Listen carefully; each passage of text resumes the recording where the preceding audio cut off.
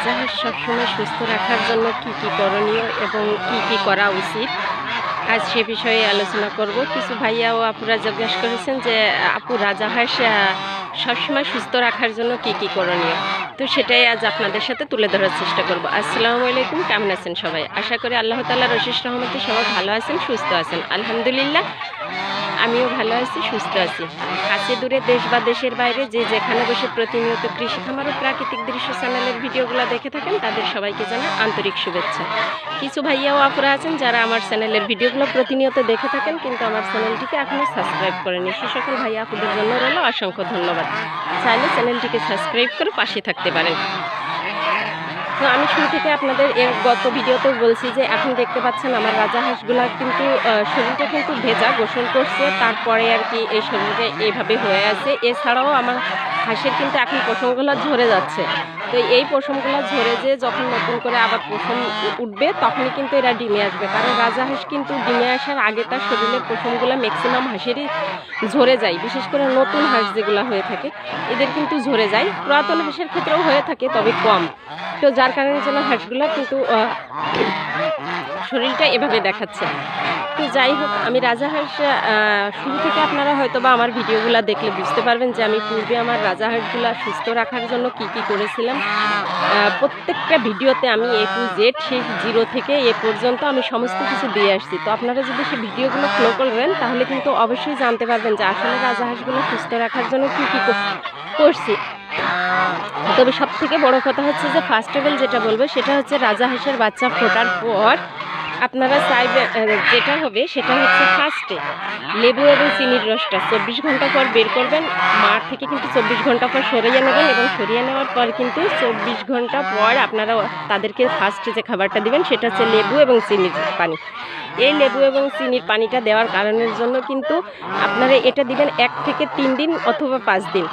এটা দিলে হাঁসের শরীরে কিন্তু রোগ প্রতিরোধ ক্ষমতা বৃদ্ধি পায় এবং হাঁস যে অসুস্থ হয় না, আপনার পাখা ঝুলে যাবে না, চুনা পায়খানা বা জিম ধরে থাকা বিভিন্ন প্রবলেম কিন্তু হাঁসের বাচ্চা ফোটার পর দেখা যায়। তো এইটা থাকবে না। আর জাস্ট শুরু থেকে যদি যার শরীরের গ্রোথটা সঠিকভাবে আসে, রোগমুক্ত থাকে, ভবিষ্যতেও কিন্তু সে রোগমুক্ত থাকার সম্ভাবনা থাকে 80%। তো হয়তো বলবেন যে শুরু থেকে কেন বলছি, দিলাম বড় ভিডিও কেন ছোট বলছি। তো শুরু থেকেই আমি দিছি যে যেটা করলে আপনারা সফলতা আসবে, আপনারা পাবেন, মানে ওষুধ ছাড়া ঘরোয়াভাবে। এর পাশাপাশি কিন্তু আপনারা যে যে খাবারগুলো দেওয়ার সেগুলো কিন্তু আমি পূর্বের ভিডিওতে দিয়েছি, পর্যায়ক্রমে স্টেপ বাই স্টেপ কী কী খাবার দিতে হবে সেগুলো দিয়েছি। এছাড়া যখন আপনার হাঁসগুলো একটু বড় হবে তখন আপনি প্রতি মাসে নিয়ম করে যদি পারেন এদেরকে ট্রিটমেন্ট দিবেন, আর যদি না পারেন তাহলে দরকার নেই। আমি কিন্তু প্রতি মাসে অবশ্য দেয়নি, কারণ রাজাহাঁসের কিন্তু রোগটা খুব কম হয়ে থাকে। অন্যান্য হাঁস মুরগির তুলনায় রাজাহাঁসের রোগবালায় আল্লাহ তাআলার রহমতে কম, এবং এদের কিন্তু অন্য হাঁসের যেরকম ভ্যাকসিন করানো লাগে এদের কিন্তু ভ্যাকসিনের খুব বেশি প্রয়োজন পড়েনি আমার ক্ষেত্রে। তবে যদি আপনারা চান তাহলে অবশ্যই ভ্যাকসিন করাই রাখবেন, তাহলে আপনাদের সম্পূর্ণ নিরাপদ থাকবে। ডাক কলেরা যে ভ্যাকসিনটা আছে এটা আপনার হাঁসকে করিয়ে রাখবেন, তাহলে দেখবেন যে আল্লাহর রহমতে আপনার হাঁস সর্বক্ষণ সুস্থ থাকবে। কারণ হাঁসের ক্ষেত্রে কিন্তু সর্বোপরি যে সমস্যাটা বেশি হয়ে থাকে সেটা হচ্ছে ডাক প্লে এবং ডাক কলেরা। এই ডাক প্লে এবং ডাক কলেরার ভ্যাকসিনটা যদি আপনাদের দেওয়া থাকে, আশা করি আল্লাহ তাআলার অশেষ রহমতে সবসময় আপনার হাঁস রোগমুক্ত থাকবে এবং সুস্থ থাকবে। এছাড়া আরও একটা কাজ করতে পারেন, যারা হয়তো অল্প কিছু হাঁস পালন করছেন, খামার না, শখের বসে হয়তো 4টা 5টা কি 7টা হাঁস পালন করছেন, এনাদের ক্ষেত্রে কিন্তু আসলে ভ্যাকসিনটা করানোটা মানে প্রান্তিক খামারি যারা বা শখের বসে যারা আর কি পালন করেন, এই সকল মা বোনেরা কিন্তু দেখা যাচ্ছে যে হাঁসের আপনার যে ডাক কলেরা ভ্যাকসিনটা কিভাবে করাবে কি বা কোথায় পাবে এই জিনিসটা কিন্তু জানে না। তো এর উপরে নেক্সট আমি একটা ভিডিও আপনাদেরকে দিব, আপনারা দেখলে কিন্তু বুঝতে পারবেন যে কিভাবে ভ্যাকসিনটা করাতে হয়, কি করা লাগে। আমি কিন্তু এখনো পর্যন্ত ভ্যাকসিন করাইনি, তবে আপনাদের জন্য কিন্তু আমি একটা ভ্যাকসিন করিয়ে দেখিয়ে দিব। তো যারা মনে করেন যে আমরা ভ্যাকসিন করাইনি বা করাতে পারি না, সে ধরনের আপনাদের সুবিধা নাই, তো সেক্ষেত্রে আপনারা একটা কাজ করতে পারেন, সেটা হচ্ছে নিয়ম মেনে আপনারা যারা ভ্যাকসিন করান না নিয়ম মেনে মেডিসিন দিতে পারেন। সেটা হচ্ছে 2 ধরনের মেডিসিন, আর ওই মেডিসিনটা আপনারা মাসে 2 মাস পর করাতে পারেন, 1 মাস অন্তর করাতে পারেন, 2 মাস অন্তরও করাতে পারেন, সর্বোচ্চ 3 মাস অন্তর পরেও করাতে পারেন। তো কি মেডিসিনগুলো দিতে হবে, কি মেডিসিনগুলো করাতে পারেন, সেই বিষয়ে আজ আমি আপনাদেরকে দেখাবো যে কি মেডিসিনগুলো নিয়ম মেনে দিলে আপনার হাঁসগুলো সুস্থ থাকবে সর্বক্ষণ। তো কথা না বাড়িয়ে চলুন দেখা যাক সেগুলা। তো পুরোটা ভিডিও স্কিপ না করে আপনারা দেখবেন মনোযোগ সহকারে, যাতে সম্পূর্ণটা আপনারা যে প্রশ্ন করেছেন সেই প্রশ্নের সঠিক উত্তরটা আপনারা জানতে পারেন। আপনারা হয়তো সবাই জানেন এবং আপনাদেরকে আমি পূর্বেও বলেছি যে আমি কিন্তু আমার পশু পাখিগুলাকে কিন্তু আমি পশু চিকিৎসকের মাধ্যমেই কিন্তু চিকিৎসা দিয়ে থাকি। যখন ফার্স্টে আমি জানতাম না তখন কিন্তু আমি সাধারণ ডাক্তার দিয়ে চিকিৎসাগুলো দিয়েছি, কিন্তু তা থেকে কোনো ফলাফল আসেনি। আর এখন যে এটা আমি করি সেটা হচ্ছে পশু চিকিৎসকের মাধ্যমে যে চিকিৎসাগুলো দিই সেটা দেখাবো। তো এই যে ওষুধগুলো দেখতে পাচ্ছেন, আমি কিন্তু গতকাল পশু চিকিৎসকের শরণাপন্ন হয়েছিলাম এবং সেখান থেকে কিন্তু আমাকে আমার হাঁসের জন্য যে চিকিৎসাগুলো দিয়েছে হাঁস এবং মুরগির ক্ষেত্রে, তারই একটা প্রেসক্রিপশান কিন্তু আপনাদের মাঝে তুলে ধরছি। তো এই যে দেখতে পাচ্ছেন, এবং এই ওষুধগুলো কিভাবে দিতে হবে, কতটুকু দিতে হবে, সেটা কিন্তু নিয়মটা কিন্তু এখানে লেখা আছে। তো ওখান থেকে আমাকে যে ওষুধগুলো দেওয়া হয়েছে সেই ওষুধগুলা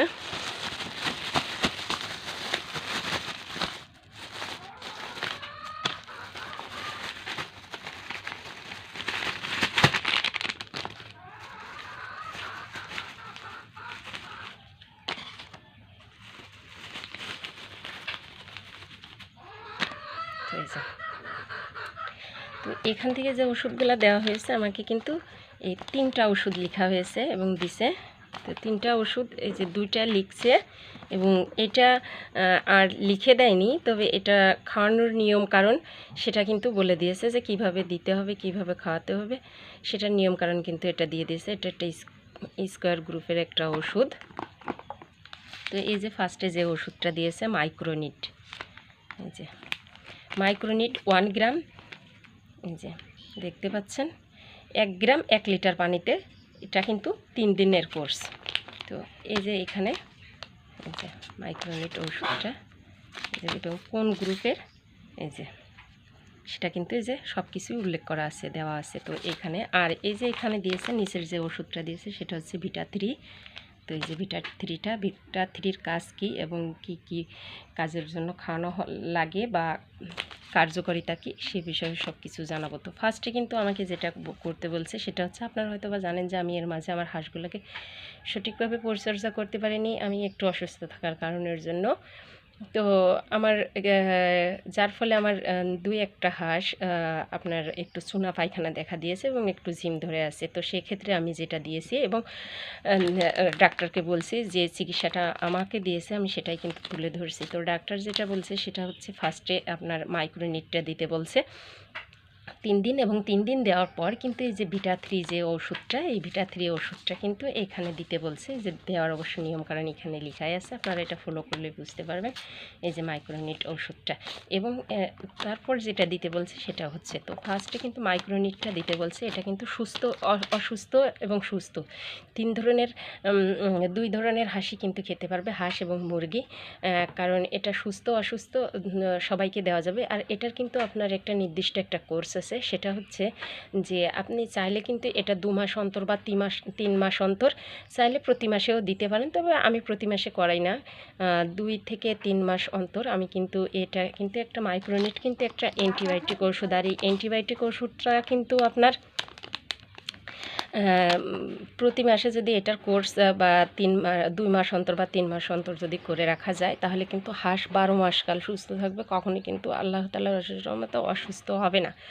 তো এখন এই মাইক্রোনিটটা দেওয়ার যে সম্ভাবনা সেটা তো আমি দিলে কি হবে না হবে কিভাবে দিব সেটা জানবো। তো অসুস্থ অবস্থাতে এই মাইক্রোনিটটা আমি দিতে বলছে। তো এটা দেওয়ার পর যখন হাঁসটা সুস্থ হবে তখন কিন্তু এই ভিটা3টা এবং এই ওষুধটা সেফা গোল্ড এই ওষুধটা দিতে বলছে। তো আমি আজ কিন্তু এটাই দেখাবো, সবসময়ের জন্য সুস্থ রাখার জন্য কিভাবে দিবেন এবং অসুস্থ অবস্থাতে কিভাবে দিবেন সেটা কিন্তু দেখাবো। আর পরবর্তীতে আর বাকি যে 2টা ওষুধ আছে, এই 2টা ওষুধ কখন কিভাবে দেবো সেটাও কিন্তু আমি নেক্সট ভিডিওতে দেখাবো। তো আশা করি সমস্ত ট্রিটমেন্টগুলো সঠিকভাবে পাওয়ার জন্য আমার পুরো ভিডিও জুড়েই থাকবেন। এখন এই ওষুধটা কিভাবে দিতে হবে সেটাই আপনাদেরকে দেখাবো, কিন্তু পূর্বে কিন্তু আপনাদেরকে দেখিয়েছি যে কিভাবে এই ওষুধটা দিতে হবে। এবং মাইক্রোনিড ওষুধ, এটা আমার কিন্তু 10 গ্রামের একটা পাউডার। যেহেতু আমার হাঁসের পরিমাণ বেশি, তো আপনারা 1 গ্রাম ওষুধ কিন্তু যদি আপনাদের হাঁস, এখানে 2টা প্রশ্ন আসতে পারে যে আপনার সুস্থ হাঁসকে কতটুকু দিবেন এবং অসুস্থ হাঁসকে কতটুকু দিবেন। এবং শুধু হাঁস নয়, এই ওষুধটা আমি ব্রয়লার মুরগি এবং কালার বাট মুরগি, এছাড়াও দেশি মুরগির ক্ষেত্রে, চীনা হাঁসের ক্ষেত্রে এবং পাতি হাঁসের ক্ষেত্রে কীভাবে প্রয়োগ করি সেটাও কিন্তু আমি নেক্সট ভিডিওতে স্টেপ বাই স্টেপ দেখাবো আপনাদেরকে।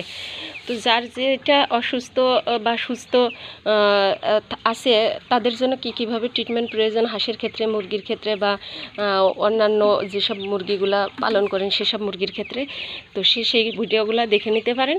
আমি কিন্তু next video step by step দিতে থাকবো। তো এখানে অসুস্থ অবস্থাতে আপনারা 1 লিটার পানিতে 1 গ্রাম ওষুধ দিবেন। আর যদি সুস্থ থাকে তো সেক্ষেত্রে আপনারা দিবেন হচ্ছে গিয়ে 2 লিটার পানিতে 1 গ্রাম ওষুধ।